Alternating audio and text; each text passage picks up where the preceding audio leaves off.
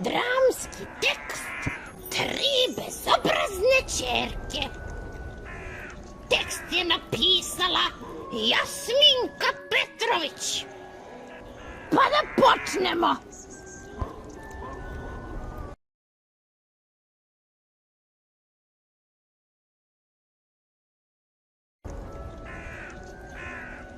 Moja ćerka je toliko ružna da od nje miševi beže na 2 kilometra. Kad je čudovište sretne na ulici, odmah prelazi na drugu stranu. Toliko se prepadne od nje. A, nije to ništa. Moja ćerka se nikad ne kupa. Ne znaš da li joj više smrdi iz usta ili iz cipela?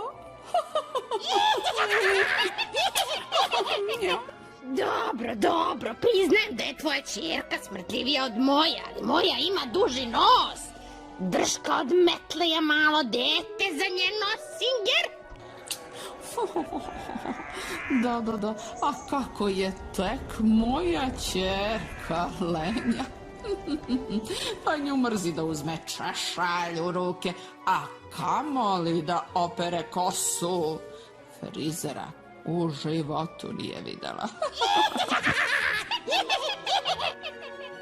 Veštice Štipaljka, šta si se ti učutala, ne hvališ se svojom ćerkom?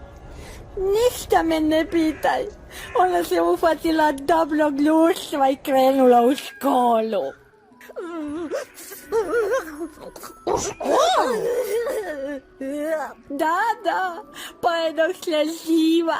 Noćima ne spavam od cirkulacije. Jo? Misliš, čekaj, ono svakog jutra ustaje u 7 sati, umiva se, doručkuje, sprema knjige. Da, baš tako. Uči, radi domaći.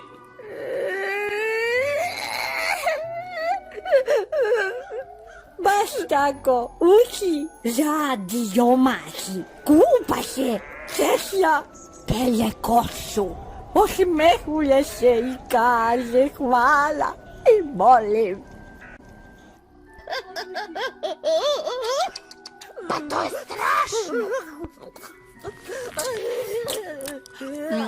Da li si joj davala napitak od orlovih noktiju? 100 puta i plus kapi od babaroginih očiju. I? I ništa. Pa jel počela da govori ružne reči, da pljuje, da se plezi? Ma kakvi, iz dana u dan ponaša se sve ljubaznije i finije, da ti se život smuči. A petice samo pljuče, te iz matematike, te iz likovnog, te iz francuskog. Ne mogu više to da izrezim, poljude su. Polako, smiri se, draga veštice. Jeste, lako je tebi tako da govoriš, veštice Gulabio.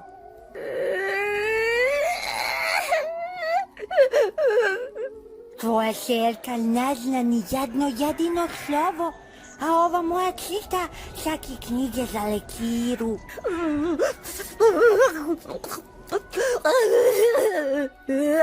Ništa ne brini. Sad ćemo veštica Gurabija i ja nešto da smislimo.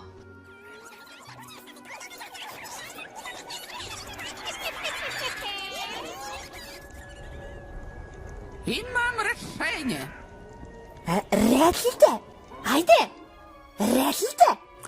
Tvoja vodenica treba da se druži s našim ćerkama.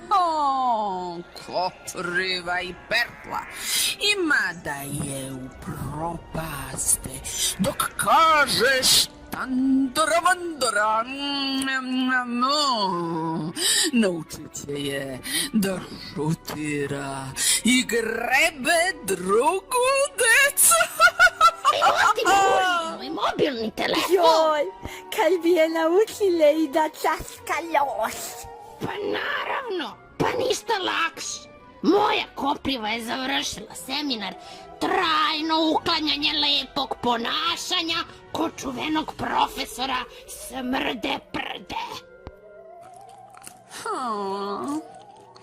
Ne da se ja nešto hvalim, ali moja Pertla je osvojila čak 2 belosvetske nagrade na festivalu ružne navike.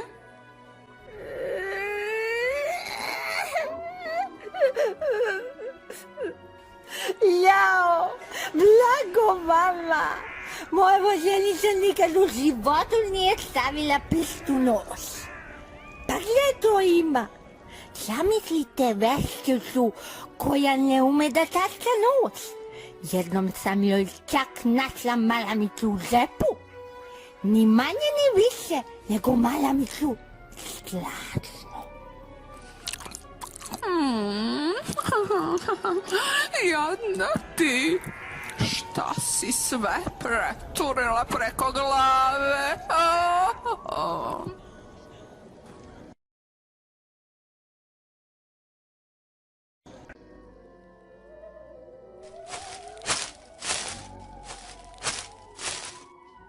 Mama, ja hoću da idem na balet.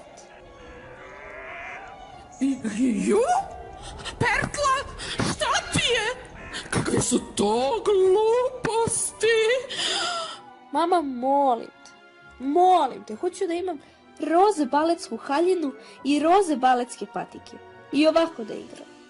Ne. Dete, ti bulazniš. Ne, sigurno imaš temperaturu.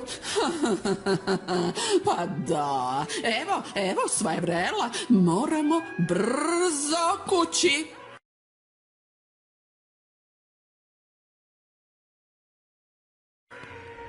Mama, ja želim da se učlanim u biblioteku. Želim da čitam knjige i želim da saznam svašta o drugim planetama, ljudima, zemljama. Kopriva, šta ti trabunjaš? Gde si čula sve te užasne reči? Ti dobro znaš da kad male veštice govore takve reči, da im otpadne bradavica s nosa i da postanu lepe i plemenite. Mama, kad porastem, bit ću dobra vila, a dobra vila nema bradavicu na nosu. Razgovarat ćemo o ovome kod kuće. A ja želim da budem pozorišni režiser. Šta radi taj režiser? Jel reži po pozorištu? Ma ne, mama. Režiser je umetnik koji sa glumcima pravi predstavu. U pozorištu je sve kao u snu. Iju, kakvo pozorište, kakvi bakrači. Veštice drage, da se to događa s našom decom. Kako da ih spasemo od ove zaraze? Iz ovih stupa se vraćamo u bajke. Svi na metle! Bežimo odavde.